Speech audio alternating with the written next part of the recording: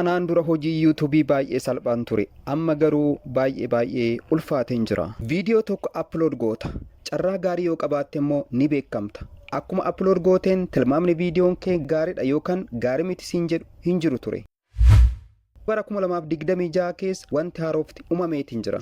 YouTube algooriizimiin viidiyoon kee akkasiif ilaalamu namoota affeera yookaan rikoomandin godha ture. Amma garuu viidiyoo upload goote qorannaa irratti godhuun tilmaama kennuu fi eeggaleetiin jira. Namoonni viidiyoo kee osoo hin ilaalin dura viidiyoo keetitti akka gammadaniif hin gammanne adda baasanii beekuu danda'u. Yuutubaroonni baay'een oduu tana dhaga'uudhaan yaada keessa seenanii jiru. Chaanaloonni gurguddoon gadi bu'aa jiran. Chaanaloonni xixinnoon immoo beekamtii argataa jiru. Sababni isaas yuutuubiin AI'dhaan qulqullina viidiyoo keetii qorachuu eeggalee jira.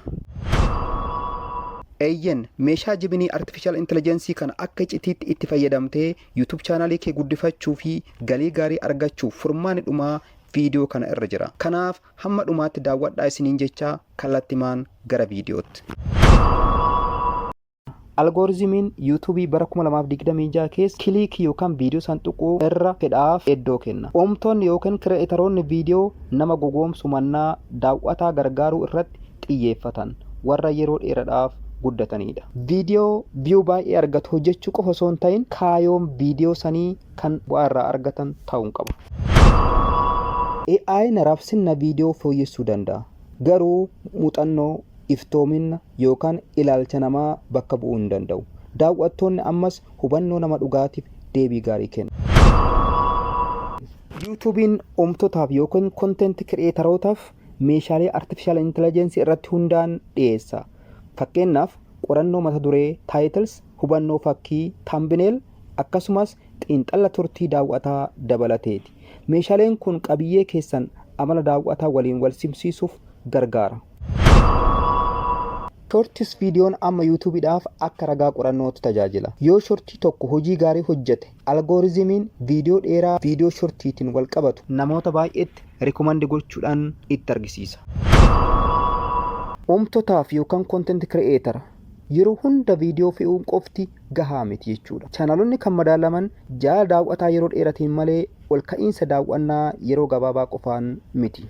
AI'n qabiyyee yookaan contentii oomishuu salphaa waan taasiseef yuutuubii keessatti baay'inni viidiyoo qulqullina hin qabne AI'dhaan oomishame baay'ateera. Algooriizimiin kun immoo qabiyyee dhuunfaa yookaan oriijinaalitii fi gadi fageenya qabaniif dursa kennuun of sirreesseera. Safartuun akka click through rate fi watch time ammas baay'ee barbaachisuudha. Haa ta'u malee amma mallattoolee fedhaa yookiin satisfactioniitiin hin madaalamu. Kunis irra deebisanii daawwachuu fi hirmaannaa yeroo dheeraa dabalata. Viidiyoon tokko yommuu fe'amu yookaan upload ta'u artificial intelligence'n yuutuubii amala daawwattoonni kanaan dura qaban waliin madaala. Daawwattoonni murtaa'an viidiyichatti ni gammadu moo hin gammadan kan jedhu seenaa daawwannaa fedhii fi madaallii viidiyichaatti gammaduu dursee tilmaama. 2026 keessa algooriizimiin yuutuubii guutumatti AI'dhaan hordofama. Viidiyoon tokko erga hojii gaarii hojjetee booda deebii kennuu mannaa viidiyoon sun osoo bal'inaan hin raabsamin dura deebii daawwattoonni kennan dursee tilmaama kenna. Walumaa galatti bara 2026 yuutuubiin chaanalii tokko kan guddisu itti quufinsa daawwattootaati malee tooftaa kiliikii yookaan viidiyoo tuqxee seentee ilaaltu miti. Bakka itti quufinsi yookaan satisfaakshiniin daawwattootaa hin jirretti gowwoomsuu jedhama. Itti quufinsi kan madaalamuun viidiyoo like akkasumas share gochuudhaan ta'a. Tiitooriin keenya kanarraa yoo isinitti tole viidiyoo kana like godhaa akkasumas chaanala subscribe godhaa. Namoota biraa akka ga'uuf ammoo share gochuun dagatinaa isiniin jecha nagaa isinitti dhaammadha. Bye bye.